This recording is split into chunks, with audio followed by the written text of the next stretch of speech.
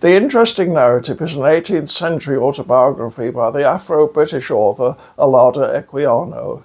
It appeared in 9 different editions between 1789 and 1794, each a slightly revised version of the previous one and sold by subscription. Equiano was probably born into the Igbo tribe in 1745 in what is now southeastern Nigeria. He was kidnapped by members of a neighbouring tribe in childhood and eventually sold to English slave traders who shipped him as part of a conventionally large cargo of slaves to Barbados. The interesting narrative tells the story of his highly eventful life. It's partly a memoir, but it also records his Christian spiritual journey, and of course it's a polemic against the slave trade. After arriving in Barbados, he was sold to an officer in the British Navy, who renamed him Gustavus Vasa after the 16th century Swedish liberator. This officer befriended him and promised to free him after the 7 Years' War. But after bringing him to London, he cravenly betrayed him and sold him to another slave trader. So Equiano ends up back in the West Indies, but working for a relatively honourable man to whom he proves invaluable. Granted a degree of personal independence, he slowly earns enough money to purchase his freedom, which he does in 1766. He returns to England, but finding his capital is running low, he returns to sea in a variety of different capacities aboard a variety of different ships. As several commentators have noted, a maritime job was a wise choice for a talented outsider. There was little place for arbitrary discrimination. Skill, or lack of it, was frequently a matter of life or death, and accomplished individuals could usually gain recognition in a way they couldn't necessarily in more artificial, conventional environments.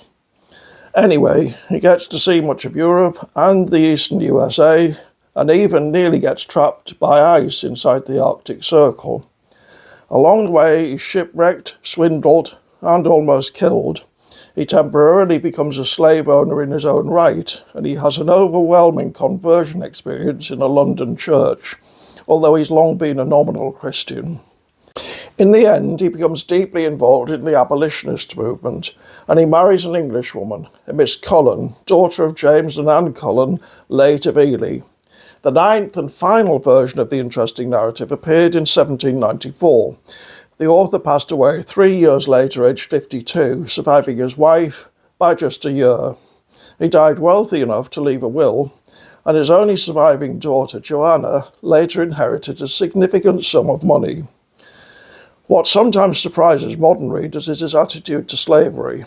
Although he eventually came to see it as an unmitigated evil, for much of the book he's relatively ambivalent. There's better and worse slavery. In fact, at one point he himself buys slaves and becomes their overseer. And as Professor Vincent Carretta notes in his excellent introduction to the Penguin edition of the narrative, he prides himself on being an exemplary slave driver. We have to remember that this is a point in history in which slavery is everywhere. During his childhood, his parents and the other villagers leave the children at home so they can work in the fields.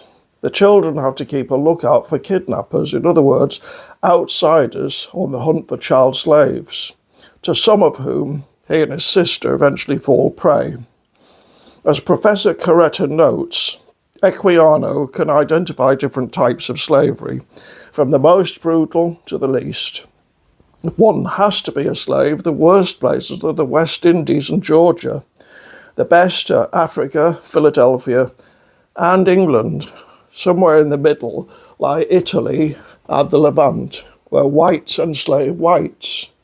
Slavery is so pervasive and multiform that he knows of a free black woman in St. Kitts who owns slaves, and he hears of Portuguese white men being sold under false pretences as slaves in the West Indies. But abolitionism was making great strides in Britain. In the late 1700s, hundreds of petitions were presented to Parliament containing thousands of signatures. Nowadays, thousands doesn't sound like much, but obviously this wasn't merely long before change.org. It was before the postal service. It was even before widespread literacy. Thousands then would probably translate into millions today. In the last years of his life, Equiano became an ally of Granville Sharp, one of the greatest of all abolitionists, a lawyer whose victory in the 1772 Somerset versus Stuart case secured Judge Lord Mansfield's ruling that slavery had no basis in English law, and which elevated abolitionism to a movement with wide credibility and realistic hopes. Abolitionism was forced onto the back burner after the French Revolution of 1789.